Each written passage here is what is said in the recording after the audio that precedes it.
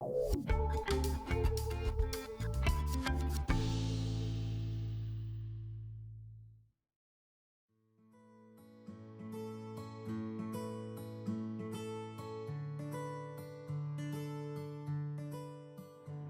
dink dit is baie keer vir ouers moeilik om oor God met hulle kinders te praat, want mens wil nie die verkeerde idees in jou kind se kop sit oor God nie. En mens dink baie keer dat jy nie bevoegd is om die boodskap van Jesus se liefde oor te dra nie.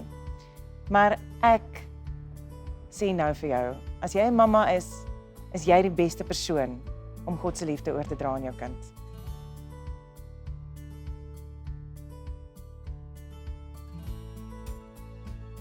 Persoonlik is dit vir my moeilik op die oomblik om vir my kinders te verduidelik dat wanneer hulle vergewe, dit verby is. Met ander woorde, daar bly nie iets oor nie. As Jesus jou vergewe het vir 'n sonde wat jy gedoen het, gaan hy dit nooit weer onthou nie. As jy die volgende dag na hom toe gaan en vir hom vra, Jesus, onthou jy daai keer wat ek my sussie geslaan het? Dan gaan hy vir jou sê, nee, ek doen nie. Ek onthou nie daarvan nie. So ek is besig om daai proses met hulle deur te werk, sodat hulle kan verstaan dat wanneer daar vergifnis gebeur, dit ten volle gebeur. En dan in hulle eie lewens ook. Met ander woorde, as sussie nie vir sussie kwaad maak, dan moet sy weet dat as sy gevra het om verskoning en sussie het gesê dis reg, ek vergewe jou, dan is dit verby. Dan kan jy dit nie weer gaan ophaal nie of soos ou koeie uit die sloot uit gaan grawe nie.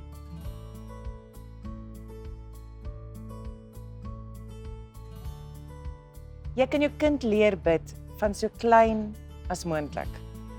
Sodra hulle kan praat, ek wil eintlik al sê, weet, want jy sit hulle tog in die bed met 'n gebedjie en om daai gebedjie vir hulle hardop te sê, dan besef hulle, begin jy 'n idee kry van wat is gebed en hoe werk 'n mamma se hart wanneer sy bid.